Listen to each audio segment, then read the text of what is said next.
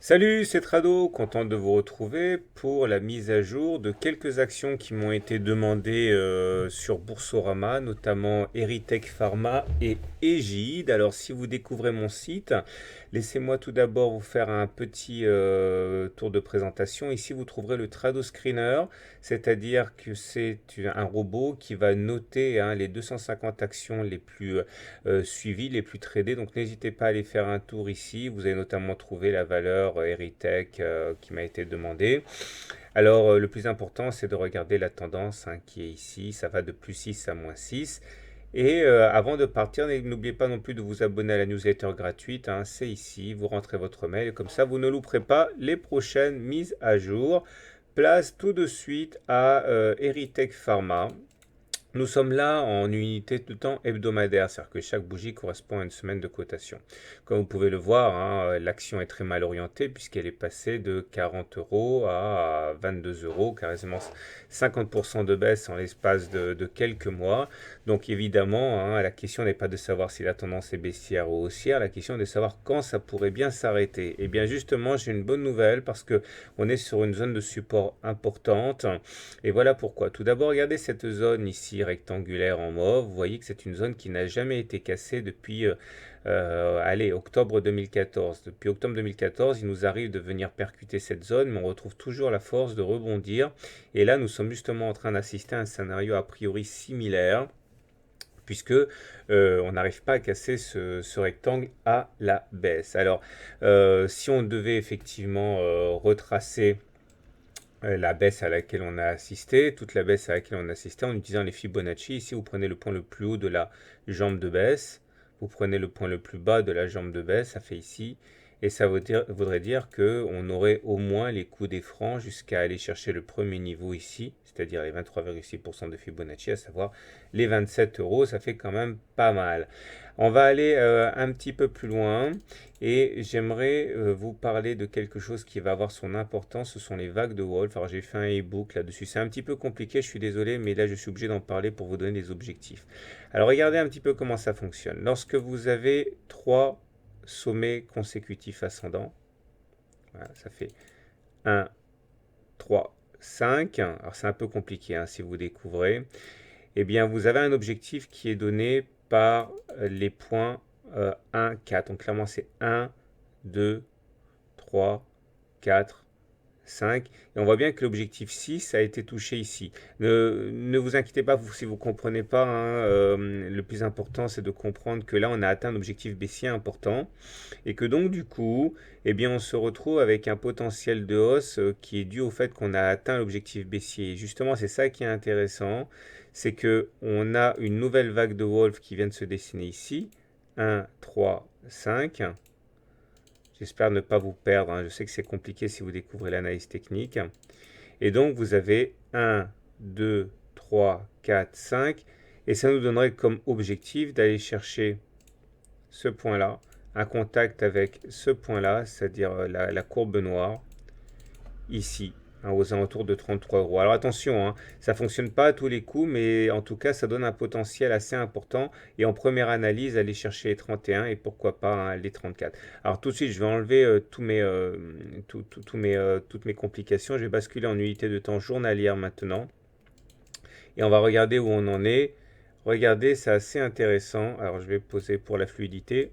Alors on revient à quelque chose d'un petit peu plus simple. Nous sommes à l'intérieur d'un grand canal baissier. Vous pouvez le voir ici, les oscillations sont assez claires. On est en unité de temps jour, je l'ai dit. Vous voyez, on a eu contact ici, là, là, et puis encore une fois sur le bas de ce canal. Ce qui veut dire que si on devait bien continuer le mouvement jusqu'à son terme, dans cette oscillation, on pourrait aller chercher le haut du canal aux alentours de 30,4 euros, ce qui correspond en gros avec ce qu'on a dit précédemment.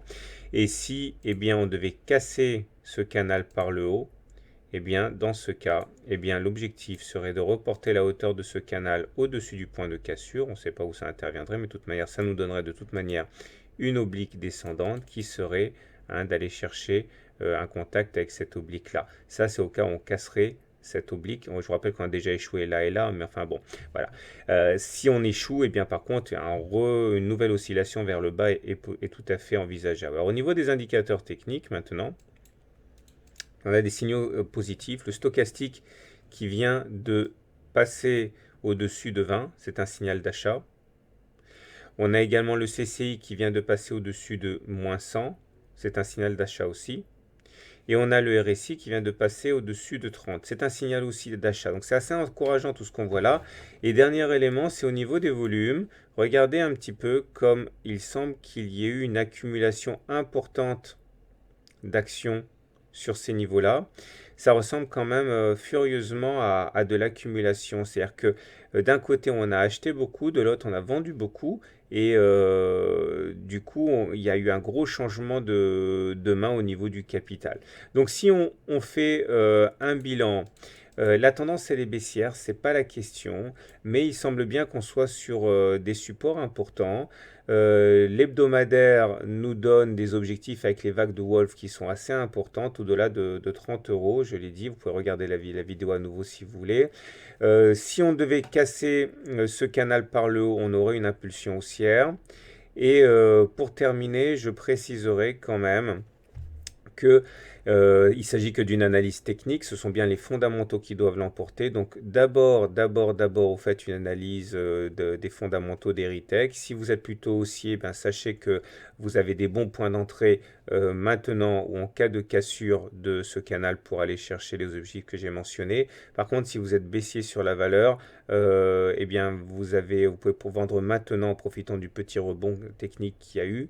Et, ou alors en cas de cassure du canal, il ne faudra pas insister non plus. Voilà, donc revenez aux fondamentaux. Alors vraiment là, pour ceux qui s'intéressent un petit peu plus à l'analyse technique, on va mener une petite analyse Ishimoku rapidement en unité de temps journalière. Vous voyez qu'actuellement, eh bien, on est toujours en dessous du nuage. Tant qu'on est en dessous du nuage, on est en tendance baissière. Quand on est au-dessus du nuage, on a des impulsions haussières. Vous voyez que là, une fois qu'on a eu cassé le nuage, on a une fébrilité à la baisse. Pour l'instant, on est bloqué par la Tenkan à 25 et par la 26 à la Kijun. Ici, si on devait passer à la 26, on aurait un signal haussier pour aller chercher au moins le bas du nuage. Et en tout état de cause, on basculerait en tendance haussière au regard du système Ishimoku si on casse le nuage à la hausse, à savoir les 32 euros. Voilà, ça tout confirme en fait, tout se complète et tout s'articule correctement. Voilà ce que je pouvais dire. Place maintenant à Egide qui m'a été également beaucoup demandé. Alors on enchaîne avec Egide et là pareil, première remarque, souvenez-vous toujours que c'est l'analyse fondamentale qui l'emporte, l'analyse technique doit coïncider avec l'analyse fondamentale, donc n'achetez pas ni ne vendez tant que vous n'avez pas une opinion claire par rapport au sens d'intervention. Au regard des fondamentaux, on commence avec l'unité de temps hebdomadaire. Et on voit que globalement, là aussi, on a une vague de Wolf, puisque regardez, ça fait 1, 2, 3, 4, 5. Et normalement, ça devrait nous envoyer vers le point 6 ici, au contact de cette oblique. Alors entre-temps, il faudra quand même s'affranchir d'un objectif intermédiaire qui est le point 4, à savoir 3,6, mais ça a quand même l'air pas mal du tout cette histoire. Alors si on essaye de peaufiner un petit peu cette analyse, nous voyons que nous étions en train d'évoluer dans un biseau descendant. Le biseau descendant, c'est quand vous avez deux obliques qui descendent et qui convergent.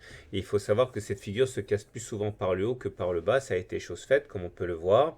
Et les objectifs, alors je vais peaufiner un petit peu le tracé, voilà. Les objectifs sont d'aller chercher bien, les sommets auxquels on a accroché la partie supérieure. Ça voudrait dire aller chercher ce niveau-là des 2,9 qui a déjà été atteint, mais également celui-là, 3,6, puis 4,3. Donc globalement, il semble bien que la hausse ait encore du carburant à offrir. Maintenant, on va basculer en unité de temps journalière. Et là, on voit que les choses sont également assez faciles à analyser pour Egide.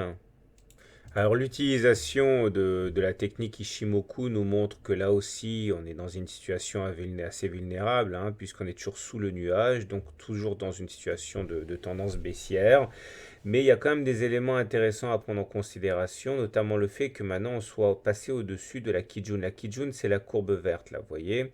Et la Kijun a bloqué les cours ici, là, là ou encore ici. Généralement, on considère qu'il faut au moins 2 bougies au-dessus pour confirmer la cassure. Là, on a réussi à passer une fois, mais on a terminé en dessous. Donc, ça a été invalidé. L'appareil, c'était au-dessus et puis on a terminé en dessous, au-dessus, en dessous. Donc, ça, à chaque fois, c'était invalidé. On n'arrivait pas à passer au-dessus de la kit jaune. Alors là, ça fait 3 séances hebdomadaires, 3 semaines qu'on est au-dessus. Et ça, c'est plutôt favorable. C'était pas si facile à faire, hein. Donc, si on ajoute à ça le fait qu'on est sorti du biseau, qu'on est au-dessus de la kit jaune, etc., et qu'on a encore des objectifs, normalement, on devrait s'attendre à aller provoquer, hein, le nuage, hein, et bien sûr, on serait en tendance haussière si on arrivait à passer au-dessus. Maintenant, si on bascule en unité de temps journalière, donc avec chaque bougie qui correspond à une journée de cotation, on comprend quand même qu'à plus court terme, le problème vient du fait que nous soyons sur une zone de résistance. Là, regardez cette zone qu'on n'a pas réussi à franchir en clôture depuis juin 2015.